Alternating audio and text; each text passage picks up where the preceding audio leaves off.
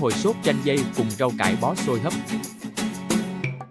Chào các bạn, hôm nay mình xin giới thiệu với các bạn một món ăn ngon miệng mà còn là một hành trình ẩm thực đầy cảm xúc. Cá hồi áp chải sốt chanh dây cùng rau cải bó xôi hấp.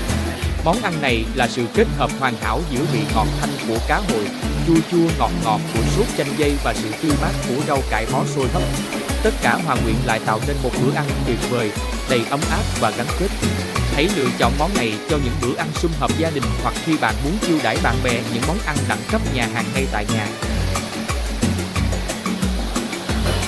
Nguyên liệu cần chuẩn bị: 500g cá hồi phi lê rửa sạch, thái phần vừa ăn, sau đó ướp chút muối và tiêu đen, 3 quả chanh dây chẻ đôi lấy phần ruột, 6 tép tỏi, 3 tép băm thô, 3 tép băm nhuyễn, 300g rau cải bó xôi, rửa sạch để ráo, cắt khúc vừa ăn, hấp rau trong khoảng 3 phút hoặc cho đến khi rau vừa chín tới và vẫn giữ được màu xanh tươi.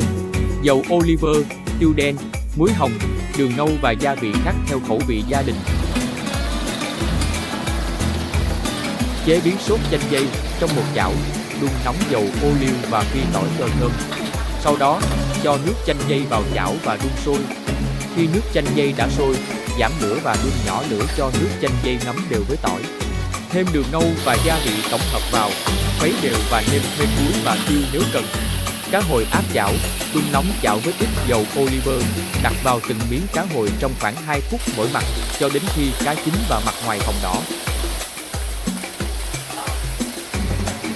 Thưởng thức: khi cá hồi đã chín, bạn có thể sắp xếp chúng lên đĩa cùng với rau cải bó xôi đã hấp chín.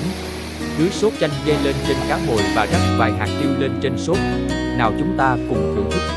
Sự kết hợp tinh tế của cá hồi mềm thơm, sốt chanh dây đậm đà và rau cải bó xôi giòn tươi sẽ mang đến cho bạn một trải nghiệm ẩm thực tuyệt vời. Món ăn này không chỉ là một món ngon hấp dẫn mà còn là biểu tượng của sự quan tâm và tình cảm chân thành dành cho gia đình.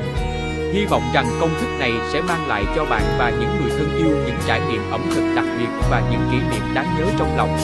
Chúc các bạn có một buổi tiệc tràn đầy niềm vui và có những khoảnh khắc thú vị thật ấn tượng bên những người thân yêu.